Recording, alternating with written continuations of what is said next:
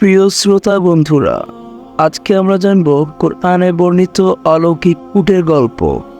আদ জাতি ধ্বংস হয়ে যাওয়ার পর যে কয়েকজন মুমিন জীবিত ছিলেন তারা খ্রিস্ট সাগরের কোল ঘেঁষা হেজাজ ও সিরিয়ার মধ্যবর্তী এক অঞ্চলে চলে যান। কোরআনে তাদের বলা হয়েছে সামুদ জাতি, যেহেতু তারা স্থাপত্য শিল্পে পারদর্শী ছিলেন। ওই অঞ্চলেও পাথর কেটে বাড়ি বানান।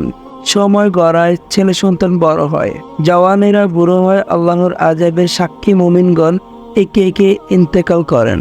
কয়েক প্রজন্ম পরে শয়তানের ধোঁকায় তারা আবার শিরক করতে শুরু করে। যেসব কারণে প্রথম আদ জাতি ধ্বংস হয়েছিল তার সবই করতে থাকে।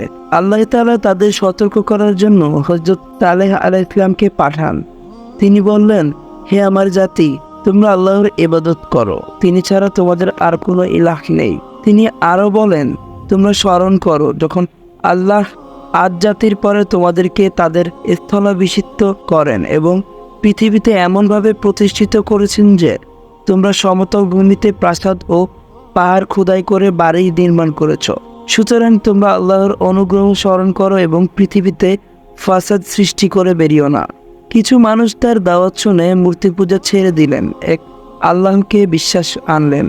কিন্তু অহংকারী নেতাগণ ঈমান আনতে অস্বীকৃতি জানালো। তারা সাধারণ মুমিনদের উদ্দেশ্য করে বলল, তোমরা যার প্রতি ঈমান এনেছো আমরা তাকে অস্বীকার করি।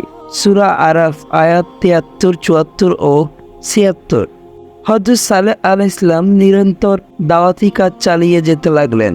সামুদ জাতির নেতৃবৃন্দ নানাভাবে তাকে বাধা দেওয়ার চেষ্টা করলো, কিন্তু তিনি আল্লাহর হুকুম পালনে অবিচল থাকেন। এভাবে অনেক বছর পেরিয়ে যায়। সালেহ আলাইহিস সালাম বৃদ্ধ হয়ে যান। কাফেররা যখন দেখল তাকে কোনোভাবেই নিরস্ত করা যাচ্ছে না, তখন অদ্ভুত এক আবদার করে বসলো। তারা ভেবেছিল হযরত সালেহ আলাইহিস সালাম কখনোই এ আবদার পূরণ করতে পারবে না, এরপরে তাদের আর দাওয়াতও দেবে না। তো তারা হযরত সালেহ আলাইহিস সালামকে বলল, আপনি সত্যি সত্যি আল্লাহর পয়গম্বর হন, তাহলে ওই পাহাড় থেকে একটি স্বাস্থ্য সবল ও 10 মাসের গর্ভবতী উট বের করে দেখান। সালেহ আলাইহিস সালাম প্রথমে তাদেরকে অঙ্গীকার করতে বললেন, যদি আমি তোমাদের আবদার পূরণ করি তবে আল্লাহর প্রতি ঈমান আনবে।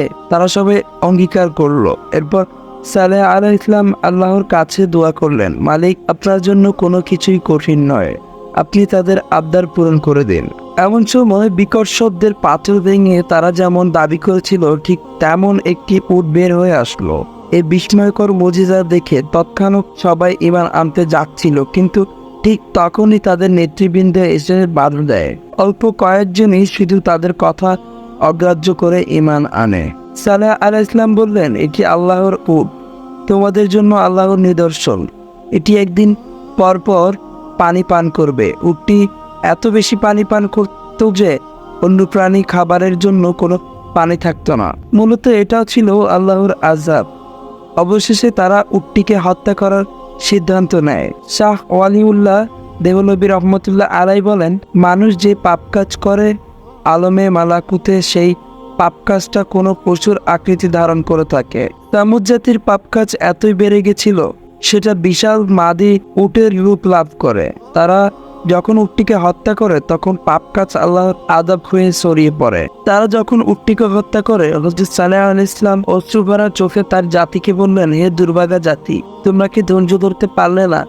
এখন আল্লাহর আযাবের অপেক্ষায় থাকো। এর 3 দিন পর অবধারিত শাস্তি আসে। এক বিকট আওয়াজ হয়। সেই আওয়াজে যে যেই অবস্থায় ছিল সেই অবস্থাতেই মৃত্যুবরণ করে। কাসাসুল কুরআন, মাওলানা হিফজুর রহমান সিও আরবি, খণ্ড 1, পৃষ্ঠা 166। আল্লাহর নির্দেশে সালেহ আলাইহিস সালাম মুমিনদের নিয়ে নিরাপদ আশ্রয়ে চলে যান। আযাব শেষে সালেহ আলাইহিস সালাম আপন জাতির জনশূন্য ঘরবাড়ি দেখে দুঃখ ভারাক্রান্ত কণ্ঠে বলে ওঠেন, তোমাদের নসিহত করেছিলাম, কিন্তু তোমরা তো নসিহতকারীদের পছন্দ করো না। সূরা আরাফ আয়াত ৭৯।